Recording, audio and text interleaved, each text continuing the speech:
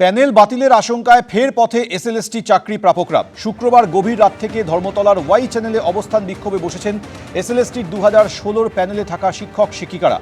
গতকাল লালবাজারে যায় 7 জনের প্রতিনিধি দল, কিন্তু পুলিশ অবস্থান চালিয়ে যাওয়ার অনুমতি দেয়নি বলে আন্দোলনকারীদের দাবি।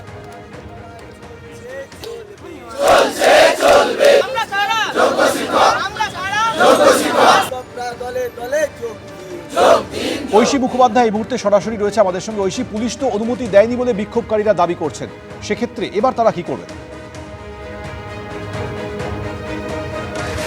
একেবারেই সৌমেন, গতকাল 7 জনের প্রতিনিধি দল লালবাজারে গিয়েছিল এই ওয়াই চ্যানেলে অবস্থান চালিয়ে নিয়ে যাওয়ার দাবিতে, কিন্তু সেখানে পুলিশ তাদেরকে অনুমতি দেয়নি। তার সত্ত্বেও কিন্তু 2 রাত কেটে গিয়েছে, তারা কিন্তু সেই আন্দোলন চালিয়ে যাচ্ছেন, প্রতিবাদ চালিয়ে যাচ্ছেন এবং নিজেদের দাবিতে অনড় থেকে তারা তাদের প্রতিবাদে দৃঢ় প্রতিজ্ঞ হয়ে রয়েছেন। গতকাল তো পুলিশ আপনাদেরকে পারমিশন দিল না এখানে বসার, এরপরে কিভাবে ভাবছেন? দেখুন, পুলিশের কাজ করবে, কিন্তু আমাদের তো জীবন জীবিকা বাঁচানোর লড়াই। তাহলে এই লড়াইয়ের কাছে অন্য কিছু বড় হয়ে উঠতে পারে না। আমরা আমাদের লড়াই চালিয়ে যাব। আমাদের ন্যায় দাবির যে ন্যায় বিচারের যে একটা আশা প্রত্যাশা, সেটা খারাপ কিছু নয়। আমরা চাইছি ন্যায় বিচার, আর এটা আমরা শান্তিপূর্ণভাবেই করছি এক জায়গায় অবস্থান করে।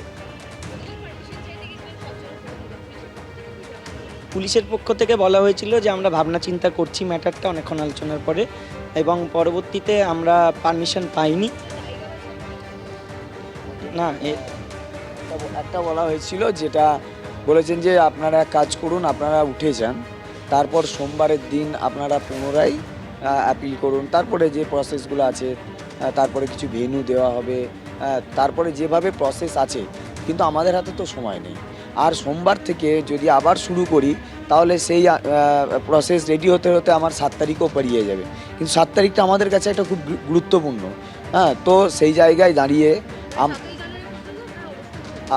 আমরা চালাচ্ছি, সেটাই আমরা আবার জানিয়েছি ওনাদেরকে।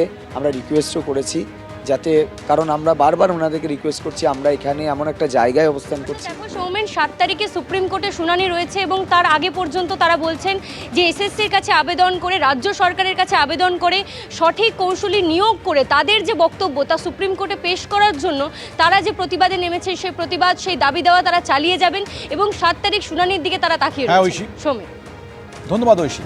অন্যদিকে গতকাল কেন্দ্রীয় শিক্ষা প্রতিমন্ত্রীর দ্বারস্থ হয়েছিলেন 2016 এসএসসি চাকরি প্রাপকরা। সুকান্ত মজুমদারের সঙ্গে সাক্ষাৎ করেন তারা। আন্দোলনকারীদের পাশে থাকার বার্তা দিয়েছেন সুকান্ত মজুমদার। বারবার প্রমাণিত হচ্ছে মমতা বন্দ্যোপাধ্যায় অযোগ্যদেরকে এই যোগ্যদের ঘাড়ে বন্দুক রেখে বাঁচানোর চেষ্টা করছেন। যোগ্য এবং অযোগ্য এসএসসি বাছাই করে দিতে পারে। এসএসসির কাছে সমস্ত তথ্য প্রমাণ আছে, সমস্ত কিছু আছে, এমনকি ওএমআর শিটের কপি আছে, অরিজিনাল ওএমআর শিট। এবং আমরা এনাদের পাশে আছি।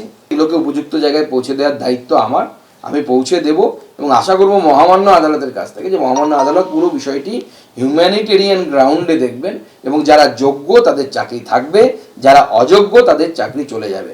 অনেকেই বলছেন সবাই অযোগ্য, সবাই অযোগ্য নয়, এটা ভারতীয় জনতা পার্টি বিশ্বাস করে না, আমি বিশ্বাস করি না। আমরা পরিষ্কার, আমাদের স্ট্যান্ড একদম ক্লিয়ার এবং লাউড। সেটা হচ্ছে কিছু আছেন যোগ্য, যাদের শিক্ষক হিসেবে তাদের বেশিরভাগটাই যোগ্য, আর বাকিটা অযোগ্য।